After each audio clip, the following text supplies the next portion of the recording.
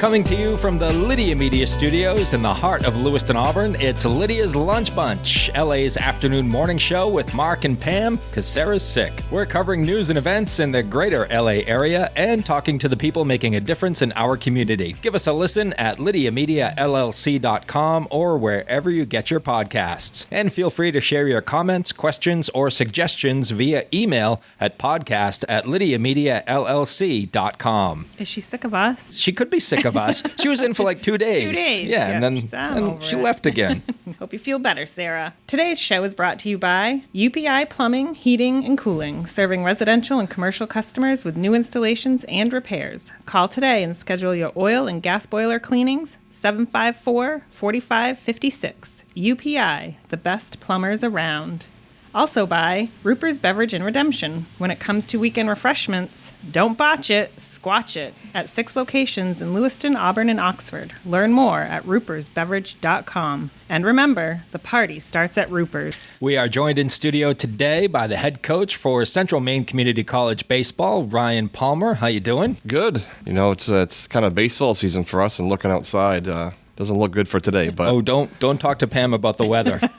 Pam is supposed to be on the golf course right now. Should not be here right now. The one day this week it has to rain. That's right. The Big Brothers Big Sisters Golf for Kids' Sake tournament postponed until what date? October 16th. October 16th. Yep. So we won't expect to see you on that morning. I will not be here. Instead. It's going to be beautiful. Yes. The foliage is going to be perfect. Yeah. We'll be enjoying ourselves. Well, good thing you have some road games coming up, Ryan. We got quite a hike here tomorrow. Yeah. We'll be talking about that and a whole lot more in just a bit. But right now, let's take a look at some headlines for Thursday, September 26th. Absentee ballots have arrived in Auburn. Voters may visit City Hall to pick up a ballot for themselves to take home. You can also vote in person or pick up a ballot for an immediate family member. Approximately 1,500 absentee ballots will also be mailed out this week from resident requests. If you requested a ballot and do not receive it by October 8th, call the city clerk's office. Governor Mills and U.S. Surgeon General Dr. Vivek Murthy will host a conversation about the importance of social connection and its impact on a person's health. Dr. Murthy warned that loneliness and isolation are an urgent public health crisis on par with smoking, obesity, and substance use disorder. The event will take place tomorrow at 11 a.m. at the University of Southern Maine in Portland. More information is available at maine.gov. Jeff McCabe was named the new director of Maine's Office of Outdoor Recreation. The office was established in 2019 to build Maine's reputation as a destination for outdoor activities. The industry employs 32,000 people in the state and contributes about $3.3 billion to the economy. Due to inclement weather, the city of Lewiston rescheduled the ribbon cutting of its new pickleball courts at 55 North Temple Street. Have you played pickleball yet, Ryan? Oh, yeah. I love pickleball. It's amazing how that sport is growing so much over the last 5-10 years. Another reason for us to get out there, Mark. We need a Lydia Media pickleball team. We sure do. The new date for the ribbon cutting is Tuesday, October the 1st at 11 a.m. That weather today is ruining everything. It's ruining everything. I mean, it's been so nice for so long. I know. We can't complain. We kind of needed the rain, but... The Maine Center for Disease Control is warning residents of mosquito-borne illnesses. The illnesses can start 4 to 10 days after a bite with flu-like symptoms and potentially lead to brain swelling or even spinal cord inflammation. For more information, visit maine.gov. And tonight's acoustic open mic at Obscura Cafe and Drinkery in Lewiston has been canceled because their host and our co-host, Sarah, is still sick. Oh, Sarah. Today's weather, guess what, everybody? It's raining. High of 63 and a low of 56. Partly sunny Friday, Saturday, and Sunday with highs around 70. And in sports, the Red Sox lost to the Blue Jays 6-1 and have been officially eliminated from playoff contention. We could have announced that in April. Yeah, we really could have. Been pretty accurate, yes. Right? Yeah, it's been a frustrating season for Red Sox fans. They gave us hope in the middle of the season and then just went off the rails. Right at 11 games over 500 at the All-Star break, and then I think they had one of the worst records since. So it's going to be a long 10 years. In typical Red Sox fashion, gave us hope. So I was going to say there's always next year, but probably not. Yeah, probably not. I think if you're a fan of the Portland Sea Dogs and the Woo Sox, which is their AAA team, you're going to recognize a lot of names on the Red Sox for the next 5 to 10 years. Correct.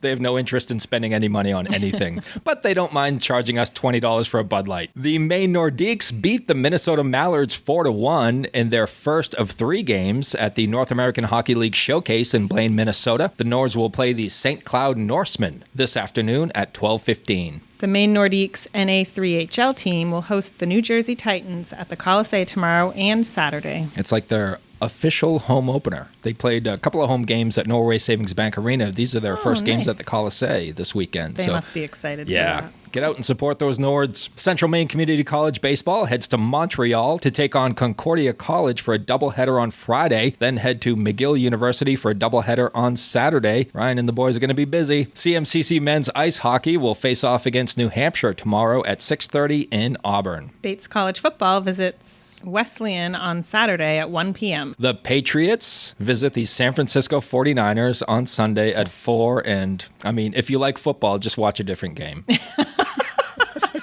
Or get a full bottle of that bourbon over there and watch the Patriots. That's right. You'll need it.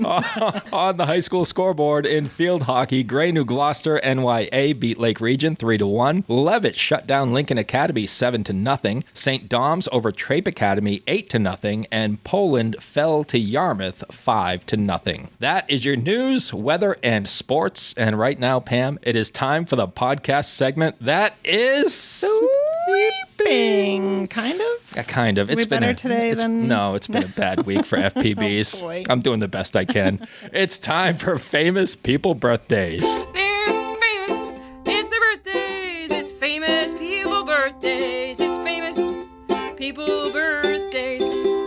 We've only got 3 today, and they're not very good. So We try. we try. We can't just make it up. Oh, let's see here. Melissa Sue Anderson is 62 years old today. Have either of you ever seen Little House on the Prairie? Yes. So she played Mary Ingalls in Little House on the Prairie from 1974 to 1983. Oh. How about The Weakest Link? I did. Remember that show? I did, and nothing annoyed me more than the way she said, "You are the weakest link." Goodbye. Yeah, goodbye. Nope, couldn't watch it for that reason. Yep. Pam is talking about Ann Robinson, who is 80 years old today. She made her bones as the host of The Weakest Link and just humiliating people on television.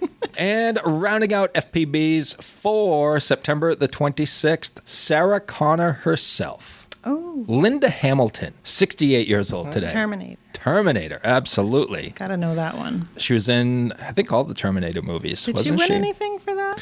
I don't know. Let's see. She won 2 Saturn Awards, 2 MTV Movie Awards, a Satellite Award, and a Romy Award, and was nominated for 3 Golden Globes and a Primetime Emmy. Yeah, Does an MTV Movie Award count? I don't think so. No. 68 years old today. Happy birthday, Linda. Those are your FPBs for September the 26th. We are going to let you know that if you need a heat pump, you can check the cover. If you need auto repair, that's under the cover. Independent mortgage lender, that's out back. These are just a few of the resources you'll find in the September issue of Uncle Andy's Digest. Out now. Along with jokes, funny stories, news items, shout-outs, business spotlights, an events calendar, and advertiser directory, Uncle Andy's Digest is your guide to, well, just about anything. Find them online at uncleandys.com. Now we shift our focus to our guest, head coach of Central Maine Community College baseball, Ryan Palmer. Thanks for joining us this morning. Yeah, it's never been here before, obviously, and I kind of like the setup. Well, thank you. Thanks. It's all due to Pam. It's Pam's idea. I try. That's right. You do great work. As we mentioned in the news, you have a busy weekend coming up. We do. And crossing the border. Yes, it's making sure we had this in place last spring, and the hurdle would be everybody had to have their passports, obviously. And the guys that we knew were returning from last year, the majority of them did. So okay, that's half the battle. Now the newcomers, and there was only I think 1 or 2 that we had talked to that had to get them. So we're supposed to have practice today, but of course, rain. Probably not happening. Right. But I told all the guys I'm collecting your passports today, so they're in my possession, so we don't get to the bus tomorrow and be like, oh, it might be in my dorm room. I don't know. I'll have them. So make the transition easy. And we've already called the border and given them the list of the names of everybody going to be on the bus. And I guess that's supposed to, kind of speed things up and probably save us about 20 minutes. Okay. So, but yeah, it's, we have that Canadian relationship with those two schools in Montreal, and hopefully it continues. Maybe they'll come down here and play us sometime. Also for recruiting, we're getting a couple of kids from up there as well, so it's kind of a good pipeline to have and a good relationship to have, so we're looking forward to it. Oh, good stuff. If you left the passports in their possession, you'd have at least 8 kids. Sorry, we're leaving you at the border. The bus is going. Yeah. That day saying, oops, forgot my passport. It's definitely a good proactive call right there, for sure. I can't take full credit. We have I was going to say, was that learned the hard way? Yeah. One of our parents of one of our players, Greg Post, is kind of heads up the entire trip. He headed up our Pennsylvania trip last spring and just throws together an itinerary so we know where we're going to be, where we're eating. It's like broken down by the minute every second of the days that we're there, so it's so much easier. All I have to do is worry about coaching baseball. Everything else is taken care of. How awesome is that? I need someone like that for my everyday life. Can you just tell me exactly what I need to do, how long it should take me? Pam needs 2 assistants at all times. There must be an app for that. I'm sure there is. I don't have time to look for it.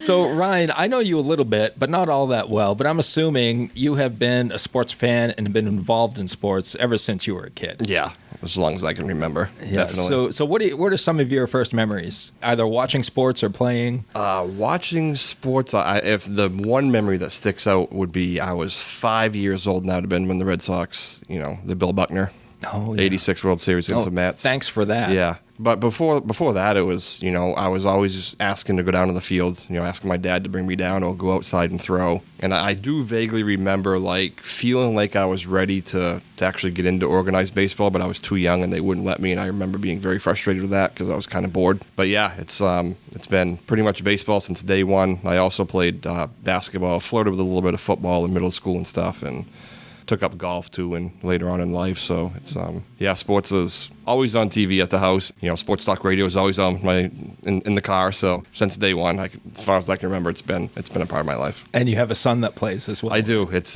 he's 8, and boy oh boy, I didn't know we were getting ourselves into. We're here, there, and everywhere. I think we figured out at the end of the summer before we went to Florida, it's like, okay, Easton, you need a break now. You might not think you do, but I'm telling you do, because we didn't want to burn him out. I think for an 8-year-old, I think we had figured out that he played in close to 70 baseball games from April until the end of July. Wow.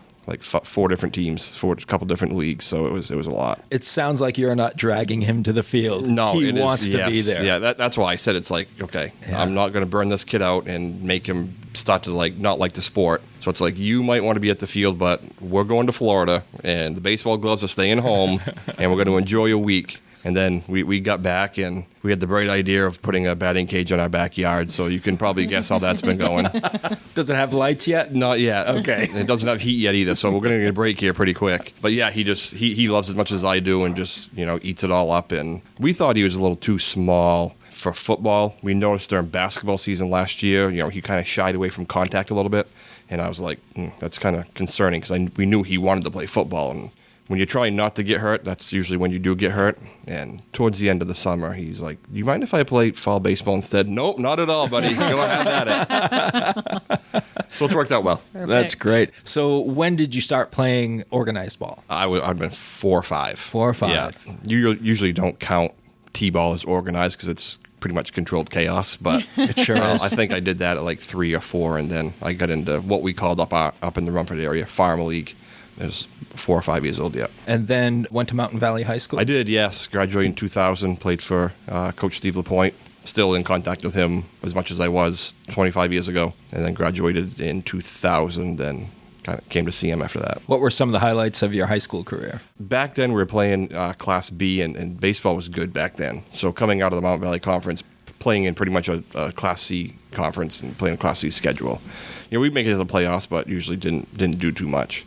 But, a couple of good friends, Craig Jakes and Matt Kellogg, that I still talk to every day. Pretty much we have little group chats and stuff. And those guys and just being around the game, knew I wanted to get into coaching my senior year. And probably our senior year is probably the best year. I think we played 14 games back then. We were 12-2. We got a relatively high seed in the playoffs. But you know how that works. Even though you were a high seed, didn't really mean anything. You were probably playing a team that was better than you were. So just loved the game and played for a good coach, and it was a lot of fun. I didn't realize until recently, Pam, but we are sitting with local baseball royalty Whoa. in the studio here. Please do tell. Yes, Central Maine Community College is celebrating their 60th anniversary, and leading up to their Hall of Fame banquet on October 18th, they're honoring some of their athletes. And they did a write-up on Ryan, who is one of the athletes that they honored. He played 3 seasons for the Mustangs in 2000, 2003, and 2004. Is that correct? That is not correct. But that's what I said in the article. I did play in 2002 as well. Okay. But back then we only played in the fall. Okay. So Yep. I think they might have got a fall and a spring, counted them as 2 instead of just 1. So that 23 would have been 22, 23. But So there's a stat in baseball called ERA. It's earned run average, and it's like the average of how many runs you give up per 9 innings. And in Major League Baseball, anything below a 4 is going to get you about $15 million a year. Ryan had a 1.97 Wow. earned run average, pitched 2 no-hitters, and he batted .401, which is astronomical. That is a really good average. Yes. So you're like Ted Williams and Bob Gibson combined. Pitching wise, I had a very good defense. I'll say that. We were He saying had help. we were saying Very off, humble. off He's air- humble. We were saying off air. It's I didn't throw hard. It's not like I blew the ball by people. I just pitched to contact, let your defense do the work, and hit spots. And it's frustrating nowadays to see like these pitchers that just want to blow the ball by people, and it just doesn't work. And then they need Tommy John surgery by the time they're Right. 24. Yeah. When I first got to CM, it was a lot like my senior in high school, so the transition wasn't really that bad. Pretty much, we had a small roster my first year here. Dan Coleman was the coach, great guy. And there was pretty much myself and Sean Butler that were the pitchers. Now, we played 20 games, and you play a few times a week, and with only 2 pitchers, that's tough. We did have a third when needed, but I was pitching in a game, like a game 1 of a doubleheader on Saturday, and I'd probably pitch a couple innings on Sunday as well because that's all we had. And I joked around about, I actually, when I was 36, which would have been 7 years ago now, I did have Tommy John. I often said, am I mad that this is happening at 36?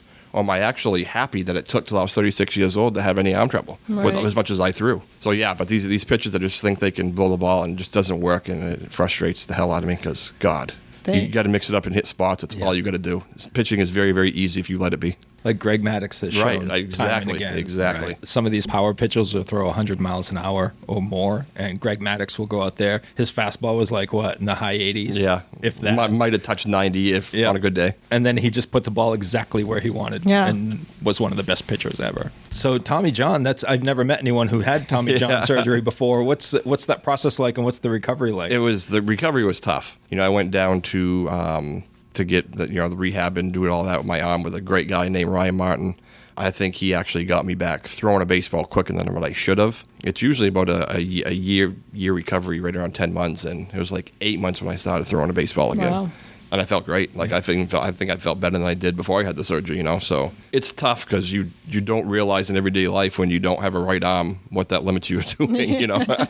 And we had just had Easton. Easton was young. He might have been a year or 2 old then, so that was challenging as well with a newborn. Oh, sure. But it was worth it. It sucked at 36, but again, like I said, it's Yeah. as much as I pitched since I was 12 years old, to only have arm trouble when I turned 36, I guess I consider myself lucky. Yeah. So when did the coaching begin? Right out of high school. So I graduated from Mountain Valley, like I said, in 2000. And back then, CM, we only had a fall schedule. We didn't do any spring baseball at all. So that opened up my spring. And at CM, the school ends, beginning of May. And a lot of the high school season is still going on. So I hopped on with Coach LaPointe at Mountain Valley for a few years and was his assistant coach until my brother graduated in 2006, and I think that was my last year with Mount Valley. Then I became the head coach at Mount Abram.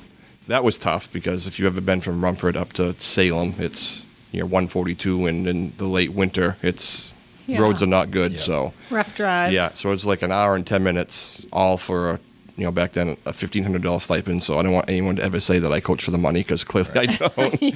And I stayed there for 4 years and then became the head coach at Derigo in 2011 and was there until I left and went to see him and right before COVID in 2020. What are some of the qualities that you have that make you a good coach? I like to think I'm a player's coach. There's so many coaches out there that are really strict, and I like to goof around. It seems like that's changing to the direction where you're talking about. I think, the stricter coaches, the kids don't respond to them like they used to. I think there's an understanding, too, that the kids have enough pressure from the parents a lot of times, too, that if they're getting it from the coach as well, then That's a lot for a young brain and all of that. Yeah. So. And I'm glad you brought that up, Pam, because during some of my photography work, I photographed a lot of youth sports, and the parents are the worst part of the game. I mean, they will not, they're relentless. Yeah, I've coached a lot of basketball, and parents are the toughest part. It really is. It's like the parents that live vicariously through their kid. It's it's like let him be a kid. We're sorry you didn't realize your athletic dreams. Yeah. Just let your kid play. Right. It's not an extension of your career. Right. There's a clip from an interview with a college basketball coach. His name's Frank Martin, and he just hits the nail on the head with some of this stuff. And it's like, going to the games, like it's a Saturday morning. Even with the referees, do you really think the referee cares who wins this 10-year-old basketball game? Right. Yeah. Do you really think he woke up this morning and said, "I can't wait to screw this team over"? Really? Yeah.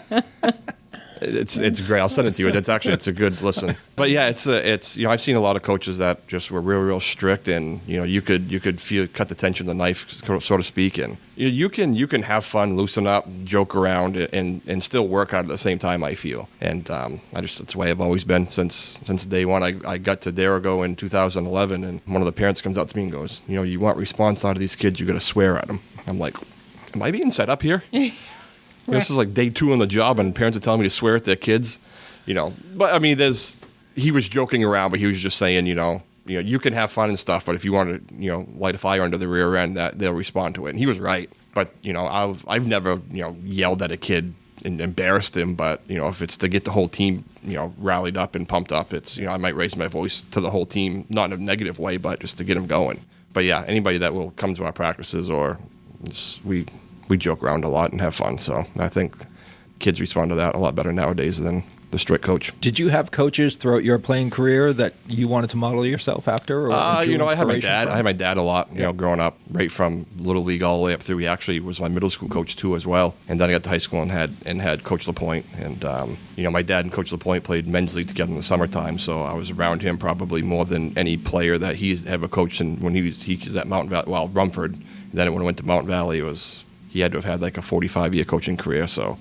I was around him for quite a bit of that because, I'd go to all my dad's games and sit in the dugout and just kind of become a sponge and absorb all the information. And, when they didn't think I was listening, I was. And but yeah, those two right there. And Dan Coleman, when I got to see him, he was a phenomenal coach as well. But even other sports, I played basketball and had Ryan Casey for a coach, and he was about as good as they can come. And so, yeah, I feel like as far as the coaches that I've had kind of helped me along the way as well. Let's talk CM baseball. When does your recruiting season start, or is it year-round? Yeah, it's year-round. It's year-round. Yeah. So where are your kids coming from? Well, right now we have an Aussie from Australia, and we've kind of created – this is a kid that's 18 years old. When he was 12, he played on the he went to Williamsport with Australia for the Little League World Series. And last year he played on their international 18U team. He was very, very good. So we've kind of created the pipeline with them as well, because the guy who runs his academy that he was at back in Australia wants to send more kids over. We had Colton Frisbee last year from Arizona. You have your influx of Maine kids as well. We probably have 5 or 6 Maine kids, and a couple Mass, a couple New Hampshire, and a couple from Canada as well. Like I said, we're going up there. We Lee Robertson on our team has played for this academy, and so we're kind of developing that relationship and hopefully get some kids coming our way as well. So it's all over, and it is all year round. What's the toughest part about coaching kids at this age? It's a lot better than in high school. To piggyback what we were talking about earlier, at the college level, you don't deal with parents. You know what I mean? Your kid's an adult. I'll talk to him. I don't need to talk to you. So you can, pretty much tell a parent to fly a kite. High school, you really couldn't do that. Right.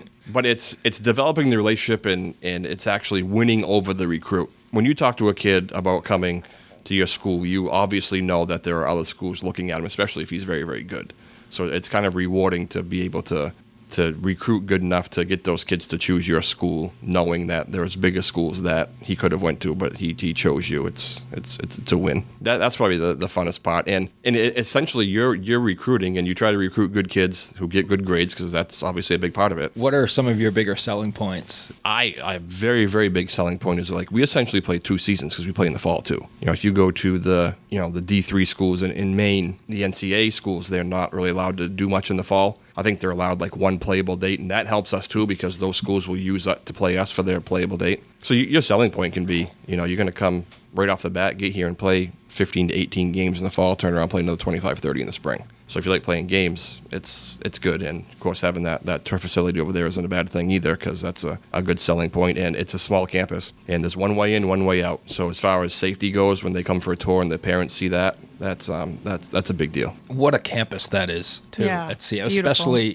with the athletics facility, yeah, too. And so many people have come here and been like, we had no idea it was like this, or we had no idea this was even here. Out back, you got the lake. Yeah. An even bigger selling point would be if you could swim in that lake, because then you could put a beach out there and say, "Hey, for the first month or so." Right. Yeah. So it's, it sells itself, I think. People go in there and they're like, "This is a community college." Right. It's a great campus. And athletic director Dave Gagne does a great job as well. I always felt that even back when I played there 25 years ago, you do get treated like you're a Division I athlete. The way they do things with their social media and the interviews, and it's really turned a corner, and it's only going to grow. And if folks want to go see CM baseball, all they got to do is drive up on the campus and hang out in the bleachers. That's right? it. It's good stuff, and you usually have food trucks there as well. Yeah, food trucks, and we're actually in the process of actually getting a concession stand of our own out there. The people who run our CAF, it's brand new this year. They wanted a concession stand outside, so it's Makes sense. It would make sense, for sure.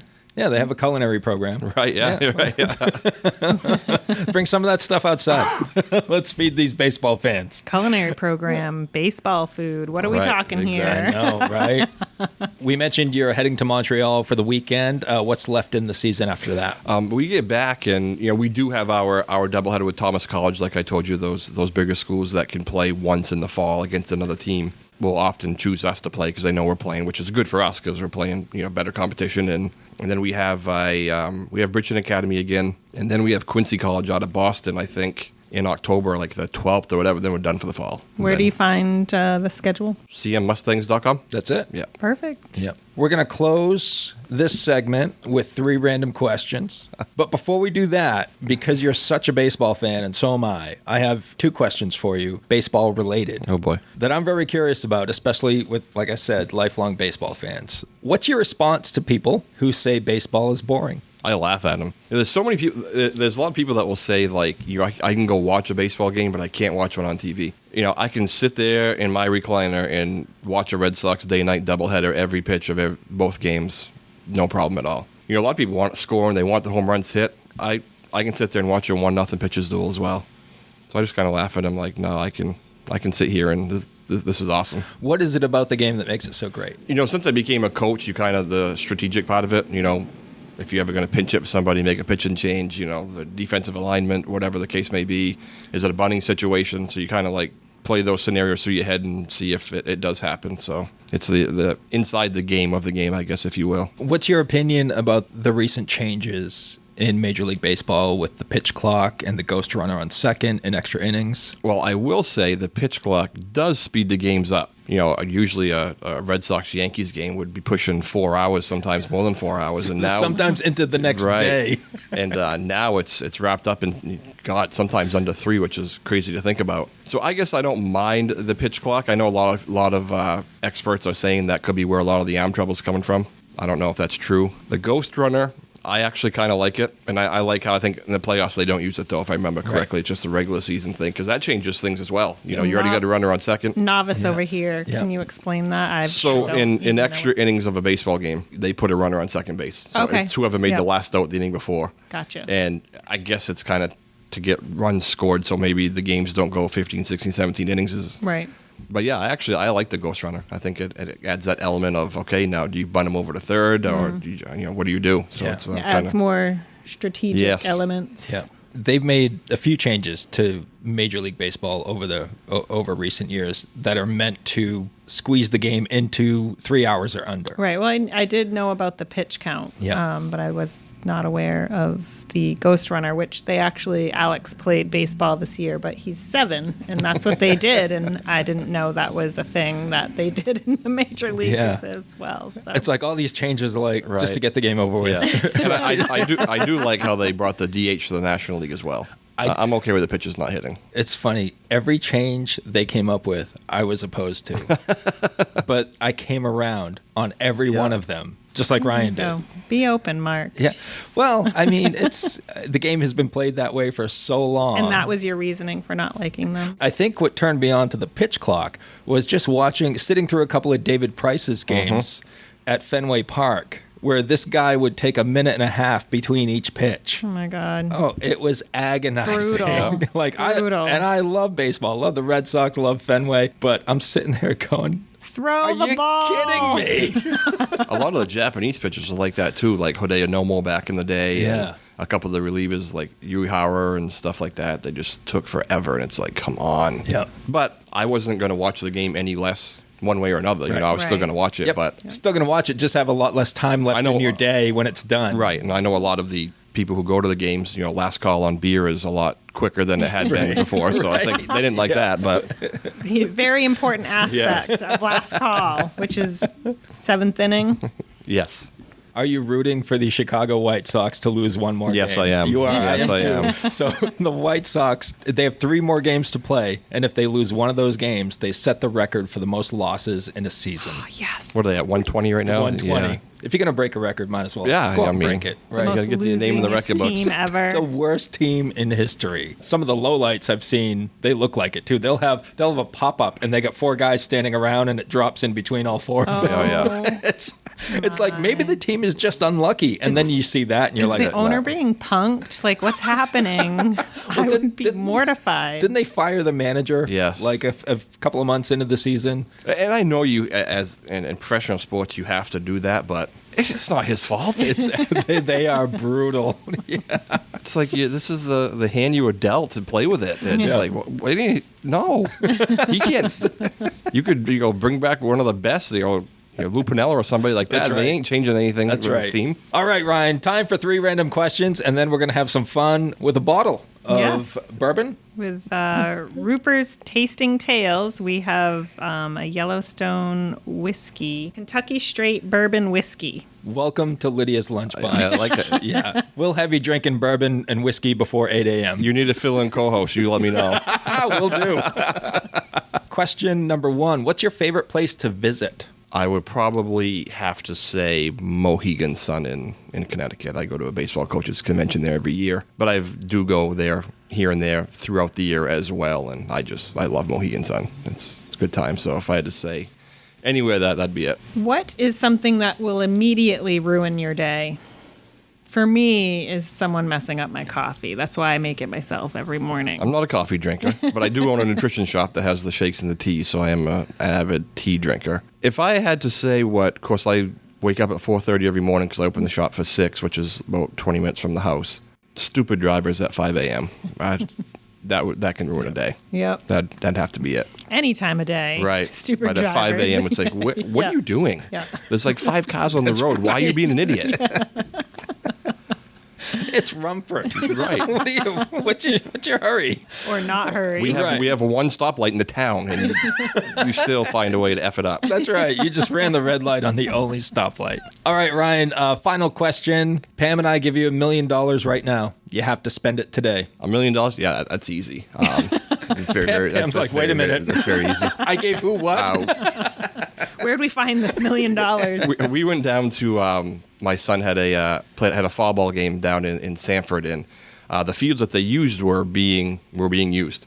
So they went inside their dome, which is it's a big field, and you have the roof isn't that high, but for a little league age game, you can play games in there. That's where they played, and I just sat there and kind of looked around and thought, you know what, This would be cool. this would be cool. And so I kicked the tires, started asking prices. I knew the guy well. He gave me a tour of the whole place, and he thought it would be between $800,000 and $1 million to build it. So there's There your you $1 million go. in one day. Well, how perfect is that? That's perfect. We didn't even have a pre-meeting or anything. No, he rattled that answer off pretty quick. He sure did. He's been thinking about it. All righty, time for Tasting Tales. As Pam said, this is from our friends at Roopers Beverage and Redemption. This is a weekly feature we have here on Lydia's Lunch Bunch. It's Yellowstone Kentucky Straight Bourbon Whiskey, single barrel. You know I'm not a whiskey guy. I don't know what that means. I don't know what single barrel means. So they distill it in one single barrel instead of multiple different, to give it different flavors. It's just one barrel. It's 102 proof, which means it's 51% alcohol. Let's try it out. Let's do it. We ready? We're ready. Let's All right, do a cheers here.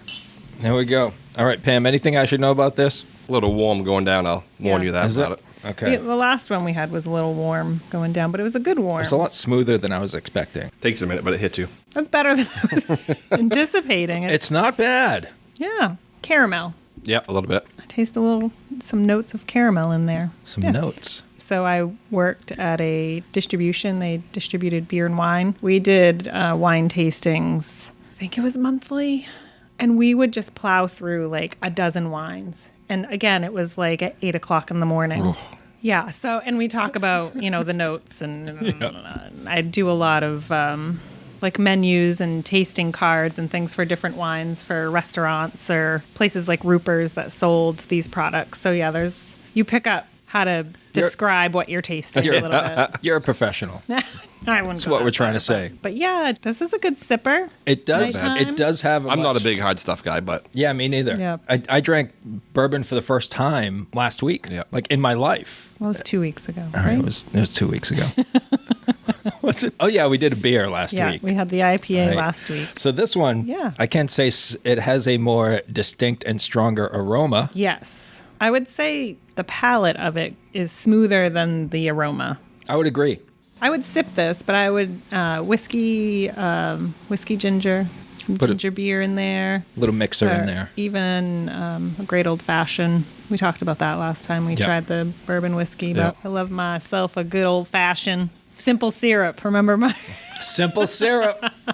We were like, Mark and I were like, what's that sugar water? We couldn't think of what it was called. She worked at a distribution center. I went to bartending school, and she's describing it, and both of us are like, what? Holy good God, that was terrible. My brain is not functioning right now. This one is better than I was expecting. Yes, I agree. They have them at all Roopers locations. It is a sippin' Squatch juice, hand selected by, it's right on the label. So this is, again, exclusive to Roopers. Wow. So it's the only place you can find it. Get yourself to a Roopers and pick yourself up a Yellowstone hand-picked collection Kentucky straight bourbon whiskey. Ryan Palmer, it's been a pleasure. Absolutely, anytime. This is a lot of fun. And we've certainly enjoyed having you, and best of luck to you and the CM baseball team in Montreal. Absolutely. It should be a good trip. Looking forward to it. Pick up 4 wins, and we'll see you back here in Auburn soon. 4 wins would be great. I'd come back into Auburn a happy man. He is Ryan Palmer, head coach of the Central Maine Community College baseball team. We want to thank our sponsors for today, Roopers Beverage and Redemption and UPI Plumbing, Heating, and Cooling. And remember, folks, if you would like to be part of the Lydia's Lunch Bunch advertising family, reach out to Pam Ashby via email at pam@lydiamediallc.com. Have yourselves a great Thursday. We'll catch you tomorrow. Cheers!